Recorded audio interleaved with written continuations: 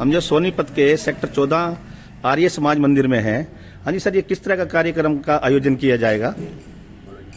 ये वार्षिक उत्सव है, 37वां वार्षिक उत्सव है समाज का। और ये 23 अक्टूबर से लेकर 29 अक्टूबर तक तो प्रातः 7 से 10 और सायंकाल को 3 से 6 होगा। 2 दिन से पहले शनिवार इतवार को प्रभात फेरी होगी। सवेरे 1.5 घंटे के लिए लगभग 1.5 से 2 घंटे लग जाएंगे। 14 और 15 सेकंड में प्रभात फेरी की जाएगी। ये आयोजन जैसे मैंने बताया 37वां आयोजन चल रहा है हमारा। और बाहर से विद्वान भी बुलाए हुए हैं और हमारे बीच में यही आर्योदय गुरुकुल है जिसके ये अधिष्ठाता हैं, आचार्य हैं, तो आचार्य संदीप दर्शनाचार्य जी ये यज्ञ के ब्रह्मा रहेंगे। इस तरह से कार्यक्रम हर साल की भांति यहाँ विधि पूर्वक और बहुत ही उत्साहपूर्वक मनाया जाएगा। हाँ जी आचार्य जी, क्या नाम है आपका जी? मेरा नाम संदीप आर्य। हाँ जी। आर्य समाज का जो उद्देश्य है वो वेदों का प्रचार प्रसार करना है।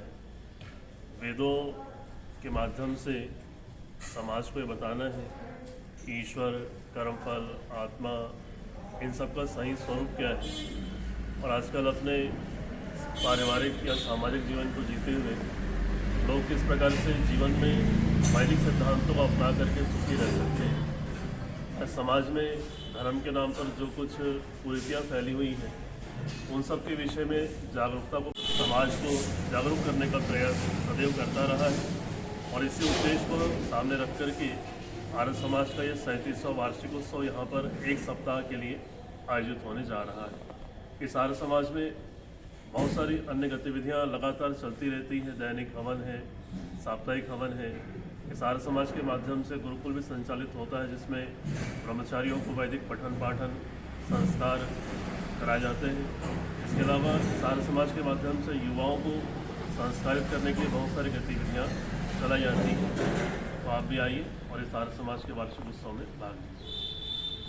हाँ जी।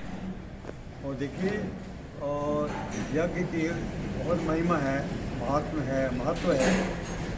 धर्मशास्त्र में कहते हैं यज्ञ हो गई श्रेष्ठतम कर्म। इसलिए आर्य समाज में, सभी आर्य समाजों में यज्ञ पर बहुत बल दिया जाता है। और यज्ञ का वास्तविक अर्थ भी होता है श्रेष्ठ कर्म। और श्रेष्ठ कर्म के जो परोपकार के कर्म हैं उनको भी हम यज्ञ कहते हैं। ऐसा हम सबका मानना है।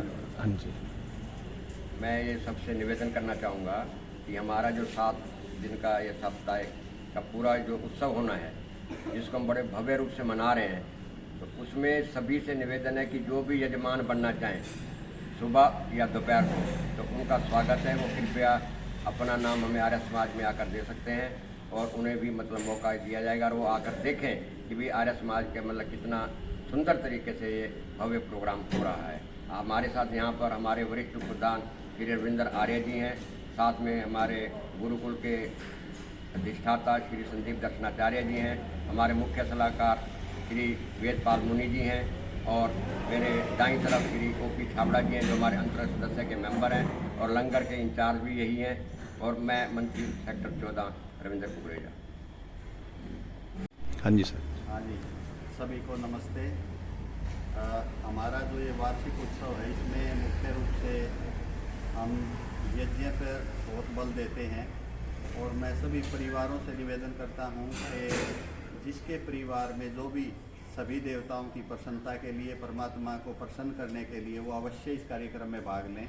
और 14 शाखाएं हमारी आर्यवीर दल की भी सोनीपत में चलती हैं, जगह जगह पार्कों में अपने बच्चों को संस्कारित करने के लिए, शारीरिक रूप से, आत्मिक रूप से, सामाजिक रूप से बलवान बनाने के लिए इस कार्यक्रम में अवश्य भाग लें और पुण्य का लाभ उठाएं। सबसे ये प्रार्थना है। नमस्ते जी, धन्यवाद। एक चीज़ रह गई, हाँ जी। मैं इस उत्सव के बारे में एक चीज़ और बताना चाहूँगा कि हमने जो विद्वान बुलाए हैं, बड़े ही विद्वजन गुजरात से श्री आचार्य चंद्रेश जी हैं और भजनोपदेशक श्री कुलदीप जी हैं जो करनाल घरोंडा से हैं। तो आप उनके प्रवचन भी सुनेंगे तो आप गदगद होंगे और आपको बड़ा अच्छा ज्ञान भी मिलेगा। धन्यवाद। हाँ जी। अरे कोई बात नहीं। हाँ जी। ये हमारा जो आखिरी दिन होगा रविवार को, सप्ताह का जो यज्ञ है उसमें रविवार को भंडारे लंगर की व्यवस्था रखी गई है और ये जब भी हमने मना 37 वर्ष से हमें हो गए मनाते हुए, तो हर बार हमने ये रखा है। और सभी को ये पता ही है कि भाई जब लंगर चलता है तो जो भी लंगर में इसमें अपना भागीदारी करता है, आहुति डालता है, तो प्रभु उसके भंडारे अपने आप ही भरता है। तो आप आके देखें और भंडारा भी अवश्य ग्रहण करें, ये हमारा सबसे निवेदन है। और आपने जैसे देखा होगा भी गुरुद्वारे वगैरह में भी लंगर लगातार चलता है, तो उसी प्रथा को हम भी आगे से, हमारा पहले से ही चलता रहा सनातन धर्म में, लेकिन हम उसको भी वैसे ही चला रहे हैं। और अपने जो भी हमारी नेक कमाई है उसमें से कुछ ना कुछ आहुति लंगर यज्ञ में जो डालता है, प्रभु उसके भंडारे स्वयं भरता है। धन्यवाद।